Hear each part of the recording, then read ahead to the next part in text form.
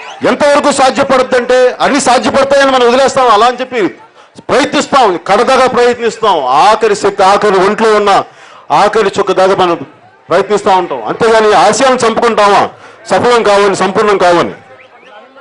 ఇలాంటి పరిస్థితుల్లో నేను వాళ్ళకి సపోర్ట్ చేసినప్పుడు వాళ్ళు తెలుగుదేశం పార్టీ ఎంపీలు కానీ నేను చెప్పాను కదా, నేను బానిసను కాదు, మిత్రపక్షం అంటే నేను మీకు భుజం కాసాను తెలుగుదేశం పార్టీకి, భారతీయ జనతా పార్టీకి. దేనికి? సీమాంధ్ర ప్రాంత ప్రజల పక్షం. వాళ్ళకి న్యాయం జరగలేదు. ఒకప్పుడు నేను తెలంగాణ సాధన టైంలో నేను వాళ్ళకి యాంటీగా ఎప్పుడు మాట్లాడలేదు. అలాగే ఈ రోజున మీకు మనకు ఇటు సైడ్ అన్యాయం జరిగినప్పుడు నేను ఆ బాధ్యత తీసుకోవాల్సిన అవసరం కూడా నాకుంది.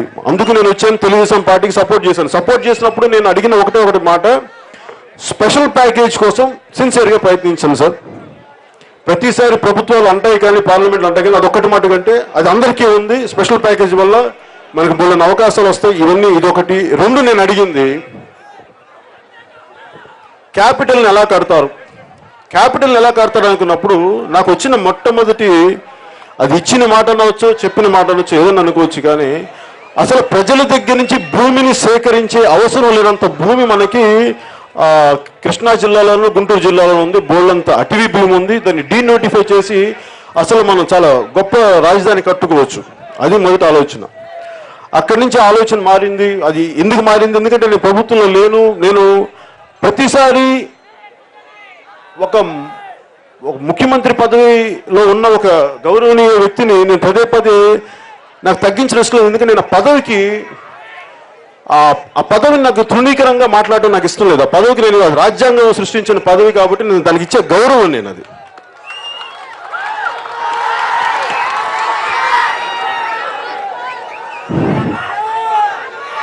ఈరోజు నాకు తెలుగుదేశం ప్రభుత్వంతో గొడవ పెట్టుకోవడానికి నాకు ఎంతసేపు పడుతుంది నన్ను ఒక మాట మాట్లాడడానికి? నాకేదన్నా దానివల్ల నాకేం వ్యక్తిగతంగా ఏముంటుంది లాభం? నాకు నిజంగా సినిమాల్లోనే మీరు ఇచ్చిన ఆనందమే నాకు సరిపోయింది తప్ప నాకు పదవులు అనేది చాలా బాధ్యత కూడి, నాకు అంత అనుభవం లేదు. కానీ ఒక సగటు భారతీయుడిగా నా ధర్మం నేను నిర్వర్తించాలి కాబట్టి నాకు లోపల నుంచి ఒక ఇన్నర్ కాల్ ఉంది కాబట్టి ఆ పొలిటికల్ పార్టీ పెట్టాను. నాదైన శక్తులతో నేను ఏదైతే చేయగలనో అది నేను ఖచ్చితంగా చేయగలను. మొన్న ఈ మధ్యన మంత్రి రావుల కిషోర్ బాబు గారు మాట్లాడుతున్నారు. ఆయన అన్నది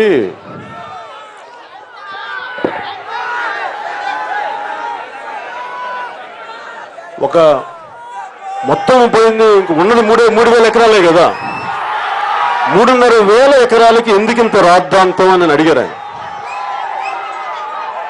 మరి 3,500 ఎకరాలకి ఇంత రాద్ధాంతం అన్నప్పుడు మరి తెలుగుదేశం ఎంపీ మురళీమోహన్ గారు హైదరాబాద్ ఔటర్ రింగ్ రోడ్లో ఆయనకి రాజశేఖర రెడ్డి గారి ప్రభుత్వం ఔటర్ రింగ్ రోడ్ చేస్తున్నప్పుడు భూమి కోల్పోయినప్పుడు మరి ఆయనకి ఎందుకు ఇంత ఆవేదన వచ్చింది? ఆయన ఎందుకు కోర్టుకి వెళ్ళారు? సుప్రీంకోర్టు దాకా ఎందుకు వెళ్ళారు?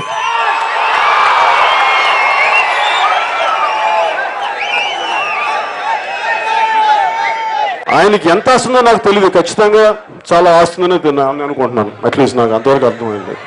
ఖచ్చితంగా ఆయనకి ల్యాండ్ బ్యాంక్ ఉంది. ఆయన భూమి కోల్పోయినప్పుడు ఒక తెలుగుదేశం పార్టీ ఎంపీ మురళీమోహన్ గారికి ఔటర్ రింగ్ రోడ్లో భూమి కోల్పోయినప్పుడు ఆయనకే అంత బాధ ఉంటే, సెంటు భూమి, అరెకరం భూమి, కాయగూరలు పండించే రైతులకి ఏం మాట్లాడతారని అంటాం, అది నాకు చాలా అవివేకంగా అనిపించింది. అంటే నేను నా మాటలన్నీ మీరు దయచేసి అర్థం చేసుకోవాల్సింది, నేను రెచ్చగొట్టడానికి మాట్లాడట్లా. నేను అంటే మీరు ఒకసారి ఆలోచించండి.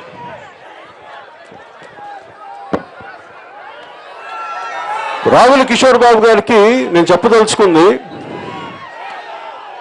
ఆయన ఒకప్పుడు చాలా క్రీస్తులు కాన్షీరామ్ గారితో పాటు బాగా తిరిగిన వ్యక్తి రావుల కిషోర్ బాబు గారు. నేను మొదటి నుంచి నేను అడుగుతుంది సోషల్ ఇంపాక్ట్ అసెస్మెంట్ అంటాం. అంటే మీరు ఒక పని చేస్తున్నప్పుడు, ఒక పొలం దున్నుతున్నప్పుడు ప్రత్యక్షంగానో పరోక్షంగానో దున్నే రైతు ఉంటాడు, అమ్మే దుకాణదారుడు ఉంటాడు, కలెక్ట్ చేసే హమాలీలు ఉంటారు. ఇదంతా కలిపి దాని మీద ఆధారపడ్డ అనేక మంది ఒక సమూహం ఉంటుంది. ఆ సమూహానికి ఏ నష్టం జరుగుతుంది? ఒక రైతులకు కాకుండా ఆ మిగతా దాని మీద సంబంధిత ఆధారపడే వ్యక్తులు ఆ సమూహం ఎంత, మరి వాళ్ళకి ఇలా చేస్తున్నప్పుడు ల్యాండ్ పూలింగ్ మీరు భూసేకరణ చట్టం ప్రయోగిస్తున్నప్పుడు ఇవన్నీ మీరు లోపలికి తీసుకోవాలి, దీన్ని మీరు ఆచరించాలి అని చెప్పి యూపీఏ ప్రభుత్వం వాళ్ళకి చేసింది. అది చాలా మంచి సూచన, అది అందరూ స్వాగతించాలి. మరి అలాంటిది ఇప్పుడు ఆర్డినెన్స్ ద్వారానే భూసేకరణ చట్టం ఉంది ప్రస్తుతానికి, ఇంకా పార్లమెంట్లో కంప్లీట్గా పాస్ అవ్వలేదు.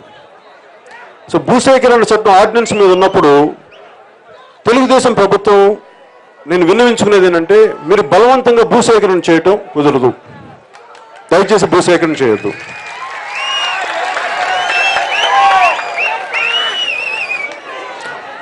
నేను మీరందరికీ ఆనందంతో కట్టే రాజధాని కావాలి, కానీ ఇలా కన్నీళ్లతో కట్టే రాజధాని నిజంగా మంచిది కాదు.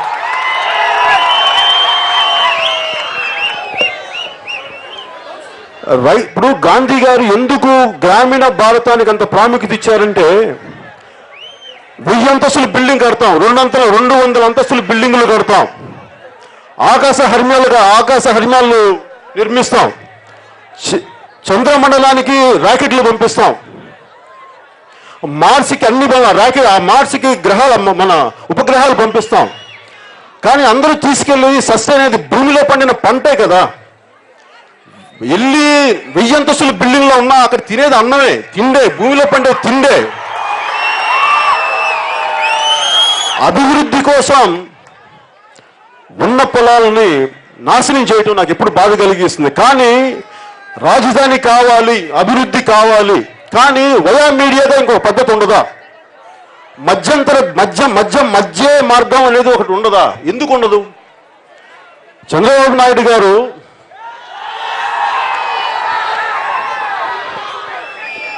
ఆయనకున్న అపరిమితమైన అనుభవం ఒక హైటెక్ సిటీ నిర్మించేలా చేసింది హైదరాబాద్లో. అమెరికా అధ్యక్షుడితో సహా రకరకాల దేశాధినేతల్ని తీసుకువచ్చిన చంద్రబాబు నాయుడు గారికి మీ సమస్యలు తీర్చడం అది నాకు ఒక గొప్ప సమస్యగా నాకు పెద్ద అనిపించట్లేదు. ఖచ్చితంగా ఆయన చేయగలడు, నేను నమ్ముతున్నాను.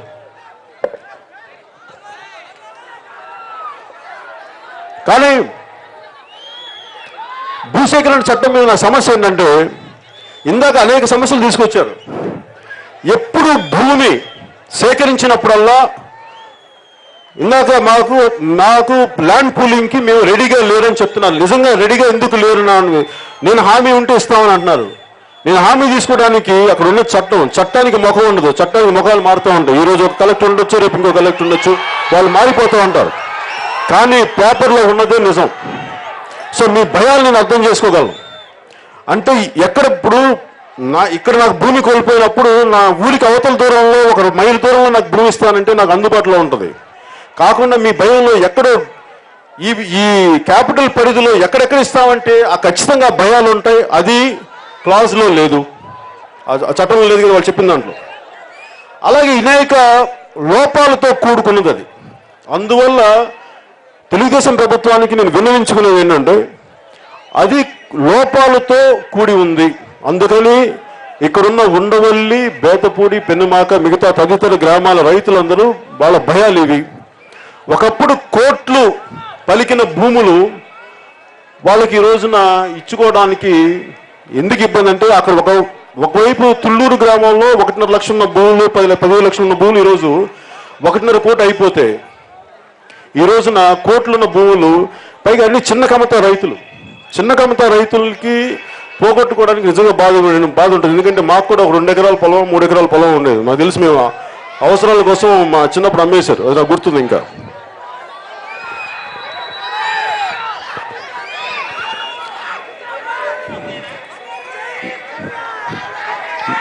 పైగా నేను ఏదైనా మాట్లాడితే నా మధ్యన ఎలా శంకిస్తారంటే, నాకు ఈ మధ్యన నేను తెలుగుదేశం పార్టీకి మనస్ఫూర్తిగా సొంత తండ్రి లాంటి అన్నయ్యతో గొడవ పెట్టుకొని సపోర్ట్ చేసినప్పుడు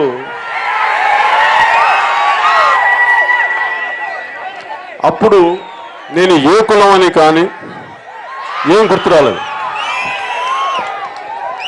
మొన్న ఈ మధ్యన ఒక పేపర్లో చూశాను, ఒక ప్రముఖ దినపత్రికలో, నేను స్పెషల్ స్టేటస్ గురించి మాట్లాడుతున్నప్పుడు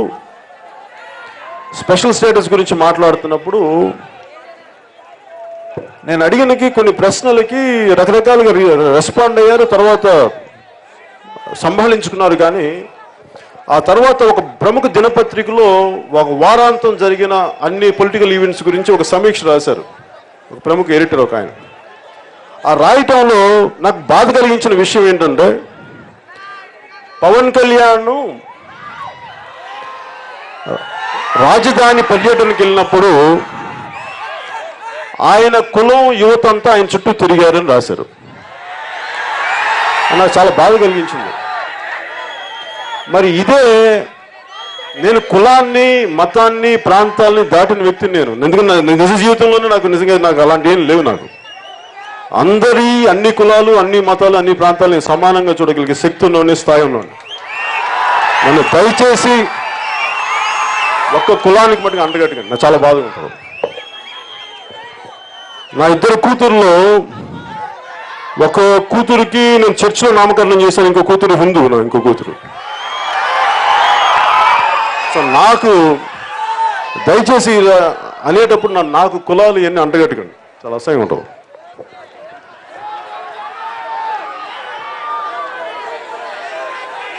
అంటే నేను అనేది, ప్రభుత్వం మంచి పని చేస్తున్నప్పుడు, వైజాగ్ తుఫాన్ వచ్చినప్పుడు చంద్రబాబు గారి పక్షాన ఎంత నిలబడి 50 లక్షలు నా దగ్గర, అందరిలాగా నాకేం వేల కోట్లు ఏం లేవు. నాకున్న సంపాదనలో మీరు టికెట్లు కొంటే మీరు ఇచ్చే డబ్బుల్లోనే, ట్యాక్సీ కట్టిన డబ్బుల్లోనే ఆ బ్యాంకులో నాకు 50 లక్షలు ఇచ్చేసాను. దేనికి? మనం అటు సైడ్ పాపం ఆదుకోవాలని చెప్పేసి. నేను ఒక మంచి పనికి నేను అలా చేసినప్పుడు, ఎక్కడన్నా ఒక తప్పు జరిగినప్పుడు దాన్ని నేను వేలెత్తి చూపితే అంత కోపం వస్తే ఎట్లా? అది ఎలా తప్పు అవుతుంది? ఆ రోజు చేసినప్పుడేమో నేను అభివృద్ధి నిరోధకుడిని కాదు, ఈరోజు రాజధాని కోసం ఇలాంటి ప్రజల సమస్య ఉందని ముందుకు తీసుకెళ్తే, రావెల కిషోర్ బాబు గారు అన్న మాటలు ఏంటంటే, 3500 ఎకరాల కోసం ఇంత రాద్ధాంతం దేనికి? జస్ట్ ఆఫ్టర్ ఆల్ 3500 ఎకరాలు అంటే, ఆ రోజు మురళీమోహన్ గారికి కూడా కోల్పోయింది. ఆఫ్టర్ ఆల్ ఒక 10-15 ఎకరాలు వదిలేసి ఉండొచ్చు కదా. మరి ఆఫ్టర్ ఆల్ అనే పదం మాట్లాడకండి. ఎవరు బాధ్యతలో ఉన్న ఎవరైనా సరే ఆఫ్టర్ ఆల్ అనే పదాన్ని అంత తేలిగ్గా, ఒక సెంటు, ఒక ఎకరం భూమిలో ఇందాక 10 మంది బతుకుతున్నారని చెప్పి ఆయన చెప్తా ఉన్నారు. ఒక ఎకరం భూమిని 10 మంది పంచుకుంటే అంతమంది బతుకుతున్నారు, అన్ని కుటుంబాలు బతుకుతున్నాయి, అన్ని జీవితాలు ముడిపడి ఉన్నాయి ఒక్క ఎకరానికి. అలాంటి ఒక్క ఎకరాన్ని అంతమంది బతుకుతుంటే 3500 ఎకరాలని ఆఫ్టర్ ఆల్ అంటే ఏందబ్బా ఇది?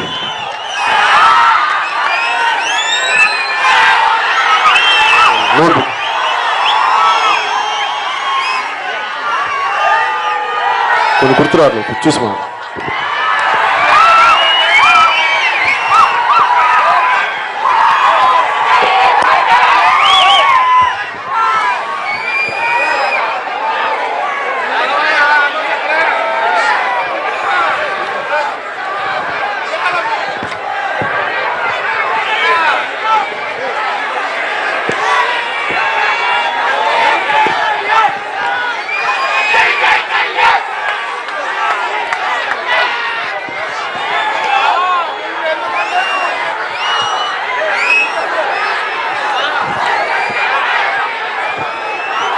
నేను ఆయన సలహాలు, సూచనలు తీసుకుంటామని చెప్పారు. నేను సాధ్యమైనంత వరకు ఎవరైనా కష్టాలు ఉంటే అడగకుండా సాయం చేయగలను, నాకు సాధ్యమైనంతలో. కానీ అడగందే నా కొడుకు కూడా సలహా ఉంది. రాజధాని నిర్మాణం గురించి నా సలహాలు, నా సంప్రదింపులు నన్ను ఎవరు అడగలేదు, స్వీకరించలేదు. అది నేను తప్పు కూడా అనుకోవట్లేదు, ఎందుకంటే నాకు అనుభవం లేదు, నిజంగా నాకు అనుభవం లేదు, పరిపాలన అనుభవం లేదు.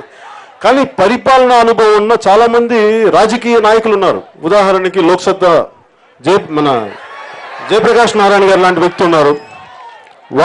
అలాంటి వ్యక్తులు చాలామంది ఉన్నారు. అనేక పార్టీలో ఉన్నారు. నిజంగా రిటైర్డ్ ప్రొఫెసర్స్ ఉన్నారు, రిటైర్డ్ ఇంజనీర్స్ ఉన్నారు. వీళ్ళందరినీ తీసుకొని ఒక కమిటీ, నేను తెలుగుదేశం పార్టీని ఏం కోరుకున్నానంటే, మీ సమస్యల్ని నేను ఉంటాను, నేను ఎక్కడ పారిపోను, కానీ ముందు నేను తీర్మానించేది ఒకటి, ఫస్ట్ భూసేకరణ చేస్తే మటుకు నేను ఖచ్చితంగా ధర్నాకి దిగుతాను. భూసేకరణ చెయ్యడానికి వీలు లేదు.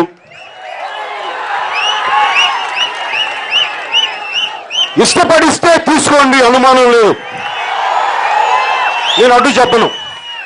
అలాగే ఇష్టం ఉన్న రైతుల్ని కాదనడానికి నేనెవరు? నేను ఇప్పుడు అందరేంటో నువ్వు రాజధానికి ఎందుకు వ్యతిరేకంగా వస్తావనంటే, నేను రాజధానికి వ్యతిరేకంగా ఎక్కడొచ్చాను తండ్రి? నేను రాజధానికి వ్యతిరేకంగా ఇచ్చిన వ్యక్తుల్ని మీరు ఇవ్వద్దు నేను మాట్లాడలా. మేము ఇవ్వలేము అంటున్న వ్యక్తుల గురించి, వాళ్ళు ఇవ్వలేము అంటున్నప్పుడు మీరు వాళ్ళని ఒప్పించి తీసుకోండి తప్ప వాళ్ళ నుంచి లాక్కోవద్దు అని నేను చెప్తున్నాను.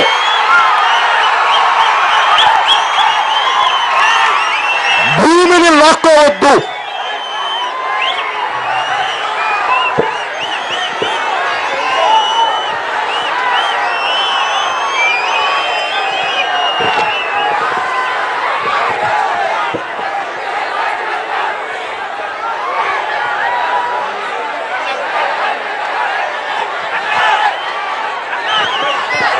ఒకప్పుడు ఏమ్మా బాగున్నా, పురుగులు తెచ్చావండి,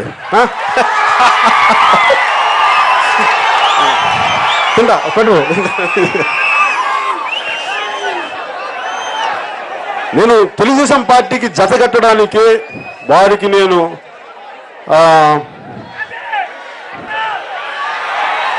ఇప్పుడు 10 సంవత్సరాలు, అందులో 6 సంవత్సరాలు దివంగత నేత ముఖ్యమంత్రి శ్రీ రాజశేఖర రెడ్డి గారు పరిపాలించినప్పుడు అనేక అవతవకలు జరిగినాయి అని అందరికీ తెలిసిన విషయం. అది అనేక భూ కుంభకోణాలు జరిగినాయి, చాలా బలవంతపు భూసేకరణ జరిగినాయి. ఉదాహరణకి వ్యాన్పిక్ భూములు ఒంగోలు దగ్గర, ఒంగోలు చాలా వెనుకబడిన ప్రాంతం, అక్కడ వ్యాన్పిక్ అనే ఒక ప్రాజెక్ట్ వస్తే ఒక 25,000 నుంచి 55,000 డైరెక్ట్ ఉద్యోగాలు, 5 లక్షల మందికి ఇండైరెక్ట్ ఉపాధి కలుగుద్దని చెప్పి 28,000 ఎకరాలు మీరు ఇట్లా రైతుల దగ్గర నుంచి మీరు ఇవ్వకపోతే మేము భూములు లాక్కుంటామని చెప్పి లాక్కున్నారు.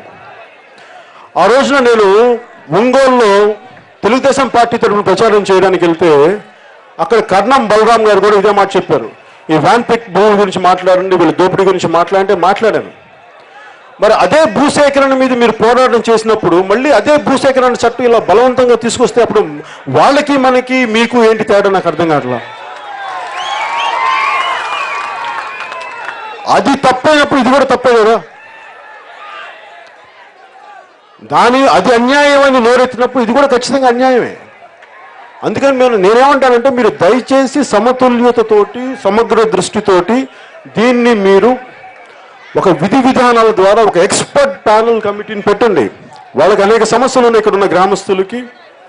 మాకు చట్టపరంగా రక్షణ ఉంటే తప్ప కొంతమంది, అందరూ ఉంటారని నేను చెప్పలేదు, కానీ నాకు వచ్చిన ఫీడ్బ్యాక్ ప్రకారం కొంతమంది ఏమో మేము ఇవ్వడానికి ల్యాండ్ పూలింగ్ సిద్ధంగా ఉన్నాం. ఎప్పుడు రక్షణ, చట్టపరమైన రక్షణ ఉన్నప్పుడు మాకు లిఖితపూర్వకంగా ప్రభుత్వ రాజపత్రం ద్వారా కానీ మాకు ఈ హామీలు మేము ఇస్తున్నాం, మేము నిలబడతాము నేను ఇచ్చినప్పుడు ఖచ్చితంగా జరుగుద్ది. అలాంటి ల్యాండ్ పూలింగ్ మీరు మళ్ళీ ఇంకొకసారి రండి, కుదిరితే తీసుకోండి, లేదంటే వదిలేండి. అంతేగాని దయచేసి ఎక్కడో మారుమూల ఉన్న పచ్చదనంతో కూడిన గ్రామాలని దయచేసి ఇలా లాక్కోకండి. అంటే ఇంకొకటి ఏంటంటే, పచ్చదనం అనేది ఫ్యూచర్లో రాబోయే తరాలకి నిజంగా ఆహార భద్రత చాలా పెద్ద సమస్య. ఇది వరల్డ్ బ్యాంక్ చెప్పిన సమస్య. ఇది ఆహార భద్రత అనేది చాలా పెద్ద సమస్య. రైతుల్ని మన వ్యవసాయాన్ని చంపుకుంటూ వెళ్ళిపోతే చాలా కష్టాలు అయిపోతుంది. ఎందుకంటే ఇవన్నీ చాలా మంచి అనేక మల్టీ క్రాప్ ల్యాండ్, అనేక పంటలు పండే భూమి, 4 పంటలు పండే భూమి, 3 పంటలు పండే భూమి. దీన్ని దయచేసి, అంటే ఎక్కడో ఇజ్రాయెల్, ఎడారిలో ఉన్న ఇజ్రాయెల్ టెక్నాలజీని తీసుకొచ్చి మనం కుప్పంకి తీసుకొచ్చి అక్కడ కుప్పలు తెప్పలుగా మన కాయగూరలు పంటలు పండించుకున్నప్పుడు అసలు అలాంటి టెక్నాలజీ అవసరం లేకుండా పుష్కలంగా 20 అడుగుల్లో నీరున్న ఈ భూమిని తీసుకెళ్ళి దీన్ని విచిత్రంగా ఇలా వాడుకోవడం నాకు కరెక్ట్ అనిపించట్లేదు నాకు.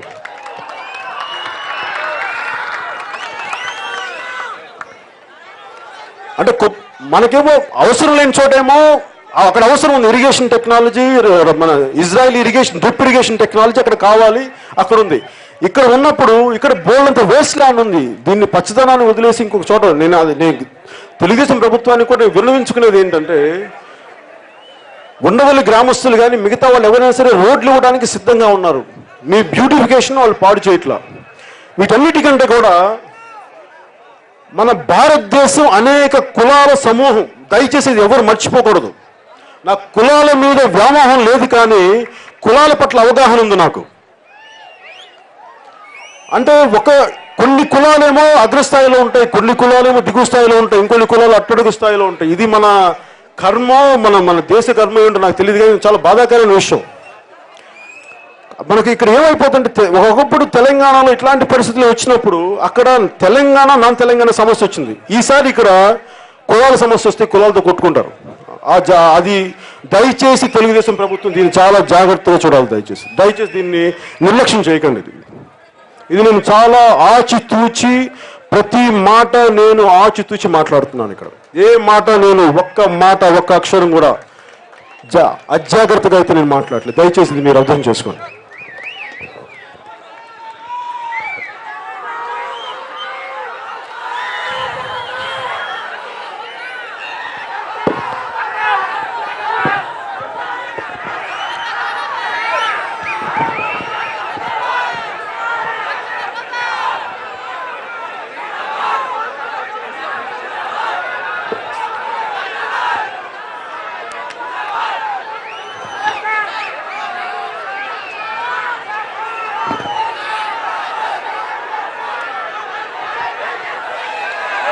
మధ్యన గల్లా జయదేవ్ గారు ఉండవల్లి గ్రామానికి వచ్చినట్టున్నారు. ఆయన ఏదో సోషల్ సెక్యూరిటీ పత్రాలు ఏవి ఇచ్చారని చదువుతున్నా. సోషల్ సెక్యూరిటీ పత్రాలు ఇస్తా ఆయన అన్న మాట్లేదు, నేను పేపర్లో చదివాను. ఏంటంటే, కొన్ని గొప్ప పనులు సాధించడానికి కొంతమంది మనం త్యాగాలు చేయాలి, తప్పదన్నాను. త్యాగాలు బయట వాళ్ళు చేస్తే మనకు సంతోషమే, కానీ అది మన దాకా వచ్చినప్పుడు దాని బాధ తెలుస్తుంది. చెప్పడం చాలా తేలిక. ఒకసారి వచ్చి గల్లా జయదేవ్ గారిని, ఆయన ఎంపీ దీని కింద వస్తుందా, ఒకసారి వచ్చి గల్లా జయదేవ్ గారిని కూడా ఒకసారి మిమ్మల్ని వచ్చి మీ గోడు వినవలసిందిగా నేను ఈ పత్రిక, ఈ మీడియా ముఖంగా నేను వారిని కోరుకుంటున్నాను. అలాగే భూమి కోల్పోతే ఎంత బాధపడతారో ఆ బాధ బాగా తెలిసిన వ్యక్తి మురళీమోహన్ గారు కూడా ఒకసారి వచ్చి మీ తెలుగుదేశం పార్టీ తరఫున వాళ్ళు వచ్చి మీ గోడు వినాలని నేను కోరుకుంటున్నాను. అది వాళ్ళు నా కోరికను వాళ్ళు నెరవేర్చలేదు నాకు తెలియదు, కానీ అట్లీస్ట్ ఇది నా విన్నపం వారికి.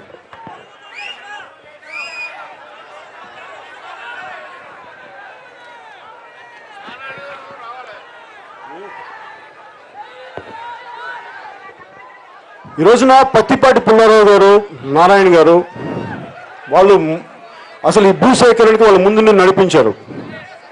అంటే భూమి ఒకసారి మనం ఎందుకు ఆకాశ హర్మ్యాలు కడతాం, ఎందుకు అపార్ట్మెంట్ కల్చర్ ఎందుకు వచ్చింది, భూమిని ఇలా విస్తరించదు కాబట్టి మన అపార్ట్మెంట్ కల్చర్ వచ్చింది. అంటే తక్కువ భూమిలో ఎక్కువ మంది నివసించేలాగా. మరి అలాంటప్పుడు ఒక రాజధానికి ఇంత పెద్ద చేయాలి అంటే అది నిజంగా మీరు ఆకాశ హర్మ్యాలే మన ఏమైతే మిగతా స్థలాలు దేనికి, ఒక మాస్టర్ ప్లాన్. ఇప్పుడు మనకు ఒక సింగపూర్ నుంచి వచ్చిన అదేదో నాకు ఎగ్జాక్ట్ పేరు మర్చిపోయిన కంపెనీ పేరు, ఆ కంపెనీ వస్తున్నప్పుడు వాళ్ళ మాస్టర్ ప్లాన్ ఏంటి అవన్నీ పబ్లిక్ డొమైన్లో పెట్టండి. నేను సలహాలు సంప్రదింపులు ఇచ్చేంత నాకు స్థాయి లేదు, కాకపోతే నేను ఒక అన్యాయం జరుగుతున్నప్పుడు గొంతెత్తగలను. నిజంగా సలహాలు చేయాలంటే నాకు అనుభవం ఉన్న వ్యక్తులు పెట్టుకోండి. లోక్సత్తా జయప్రకాష్ నారాయణ లాంటి వ్యక్తుల్ని, అనేక మందిని కలపండి, మీ పార్టీ వ్యక్తుల్ని కలపండి. కలిపి అందరికీ సమన్యాయం జరిగేలాగా సమగ్ర దృష్టితోటి, చంద్రబాబు గారికి కూడా ఒక కన్ను ఎక్కువ ఒక కన్ను తక్కువ కాదు, అలాగే అందరూ సమానమే ఆయనకి. అందుకని మీ సమస్యను కూడా ఆయన సానుకూల దృష్టితో ఆయన పరిశీలిస్తారు, భూసేకరణ చేయరని నేను నమ్ముతున్నాను. ఎందుకంటే ఒకవైపు ఒక న్యాయం చేసి ఇంకొకరికి ఇంకో న్యాయం చేసే వ్యక్తి కాదు. ఆయనకి రెండు కళ్ళు, ఆయనకి ఏ కన్ను ఎక్కువ కాదు, ఏ కన్ను తక్కువ కాదు. కాబట్టి ఈ ఉండవల్లి గ్రామం ఎక్కువ కాదు, తక్కువ కాదు, ఇంకో గ్రామాలు ఎక్కువ కాదు. అందుకే మీకు కూడా న్యాయం జరుగుద్ది, సంపూర్ణంగా న్యాయం చేస్తారని నేను చంద్రబాబు గారి ఈ విషయాన్ని మరింత మానవతా దృష్టితో చూస్తారని చెప్పి నేను నమ్ముతున్నాను.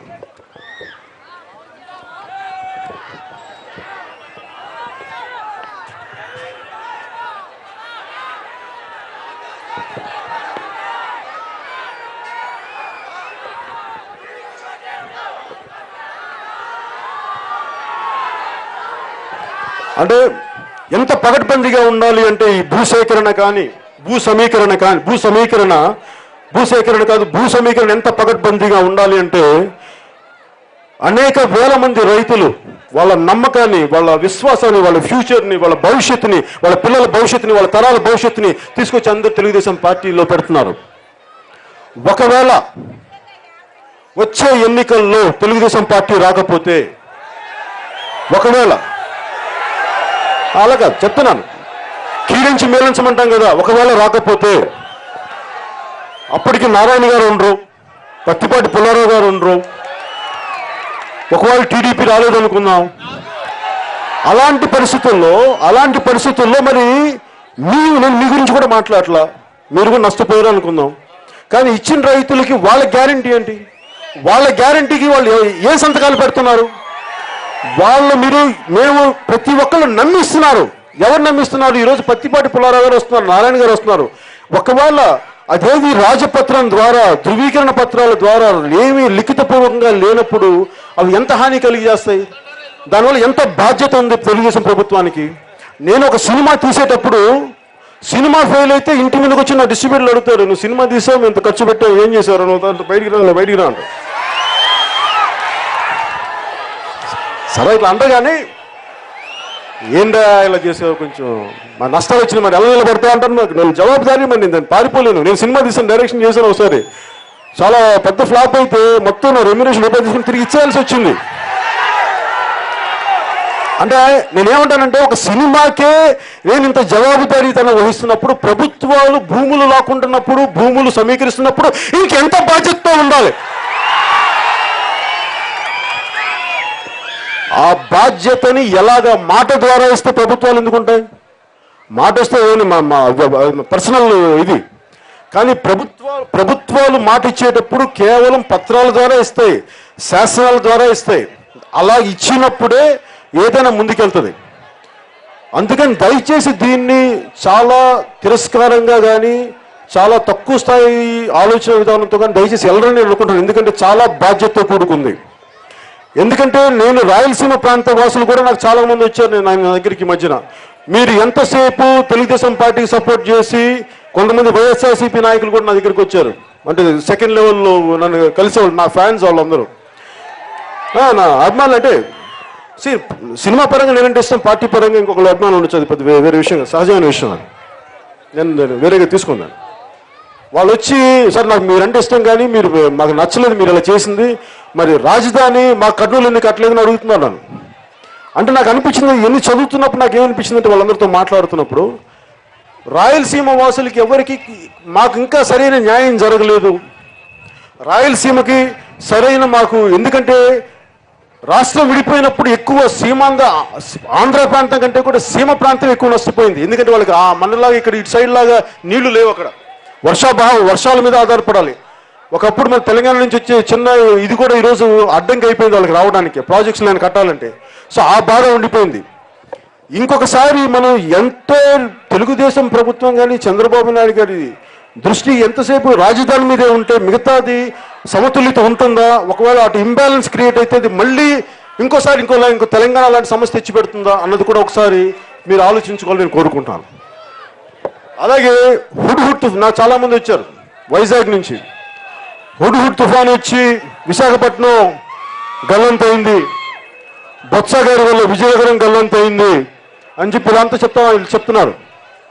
ఇన్ని కష్ట నష్టాలు ఉన్నప్పుడు సమతుల్యత పాటించటం చాలా హోలిస్టిక్గా సమగ్ర దృష్టితో ప్రభుత్వాలు కానీ చూడకపోతే వచ్చే ఎన్నికలు కాదు కదా, ఇంకా ముందు కూడా వచ్చే అవకాశాలు ఉన్నాయి. దయచేసి ఇది చాలా జాగ్రత్తగా,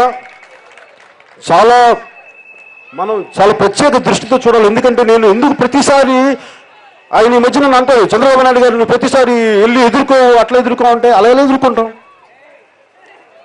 రోజు కొట్లాడటానికైతే మన పాలిటిక్స్ పెట్టుకుందే రోడ్డు మీద కొట్టుకొని ఉంటానికి కదా, మాట్లాడుకోవడానికి త్రూ డిబేట్, త్రూ డైలాగ్ మాట్లాడాలి, చర్చల ద్వారా, సంప్రదింపుల ద్వారా. దీనివల్ల పరిష్కారాలు వస్తాయి. కానీ రోడ్డు మీద కొట్టుకుంటే ఏమొస్తాయి? రక్తపాతాలు జరుగుతాయి, అంతమించి ఇంకేం జరగవు. అందుకని రక్తపాతాలు నేనేం మాట్లాడి నేను నమ్ముతాను. నేను డైలాగ్ని నమ్ముతాను, చర్చలు నమ్ముతాను. వీటి ద్వారానే సమస్యలను పరిష్కరించుకోవచ్చు. ఇవన్నీ కూడా దాటి ప్రభుత్వాలు ఏమీ చేయలేనప్పుడు అప్పుడు ప్రజలు రోడ్ల మీదకి వస్తారు, విప్లవాలు వస్తాయి. విప్లవాలు వచ్చినప్పుడు ఏం జరుగుతుందంటే అది ఎవరి స్థాయిలో ఉండదు. అలాగే సమస్యల్ని నిర్లక్ష్యం చేసే తెలంగాణ ప్రజలందరూ తెలంగాణకు వచ్చి తెలంగాణ సాధించుకున్నారు. అక్కడ ఏం జరుగుతుందో చూద్దాం, నాకు తెలియదు. ఫ్యూచర్లో అక్కడ ఏముంటుందో, అక్కడ ఎలాంటి సమస్యలు వస్తాయో నాకు తెలియదు. అందుకని ప్రతి ప్రభుత్వం, ఇప్పుడు ఇక్కడ తెలుగుదేశం ప్రభుత్వానికి నేను విన్నవించుకునేది ఏంటంటే, మీ మీద చాలా బాధ్యత ఉంది. మీరు దయచేసి దీన్ని బాధ్యతతోటి ఈ భూ సమీకరణను కానీ మీరు అత్యంత బాధ్యతతో చేయకపోతే అనేక సమస్యలు తెచ్చిపెట్టే పరిస్థితులు ఉన్నాయి. మీరు దయచేసి ఇక్కడ భూసేకరణ నోటిఫికేషన్ దయచేసి వెంటనే ఆఫ్ చేసేయండి. దయచేసి ఆఫ్ చేసేయండి.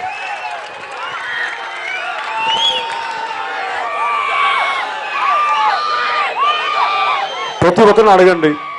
మీరు తెలుగుదేశం పార్టీలో కమిటీని వేయండి. నిజంగా నేను కూడా అనుకుంటున్నాను, నా పార్టీ నుంచి కూడా కమిటీ వేద్దామని. ఇంకా నా పార్టీ నేను నాలాంటి మీరు ఇంట్లో ఇలా ఉన్నారు తప్ప నా దగ్గర అంత డబ్బులు లేవు, పార్టీ నడిపేంత యంత్రాంగం లేదు నా దగ్గర. నేను సంపాదిస్తాను, సినిమాలు సంపాదించి.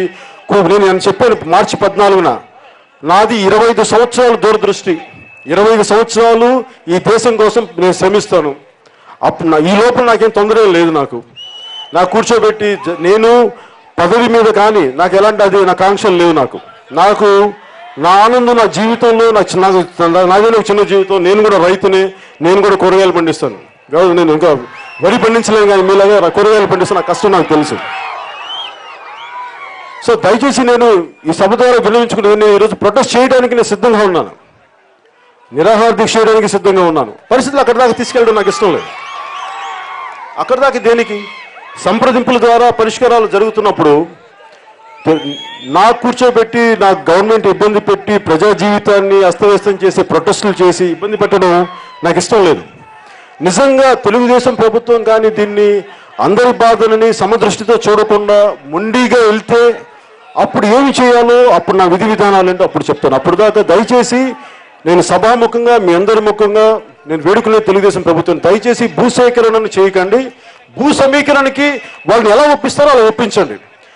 నేను నిజంగా మీరు మాట్లాడితే నా మీద ఇలాంటి మాటలు మాట్లాడితే రాజధానికి మీరు ఎదురు తిరుగుతున్నారు, రాజధాని అభివృద్ధికి ఎదురు తిరుగుతున్నారు. అయితే రాజధానికి అభివృద్ధికే నేను ఆటంకం అయితే నేను మీకెందుకు సపోర్ట్ చేస్తాను? దయచేసి ఇంకొకసారి ఆలోచించుకోండి. అందుకని దయచేసి మీ అందరికీ రైతుల పక్షాన నేను మీకు అండగా ఉన్నాను. నేను ఎక్కడికి పారిపోను, మీ దగ్గరే ఉంటాను. నాకు సెలవు ఇప్పించాల్సిందిగా కోరుకున్నాను. నేను ఎక్కడ పారిపోయే వ్యక్తిని కాదు. జై హింద్.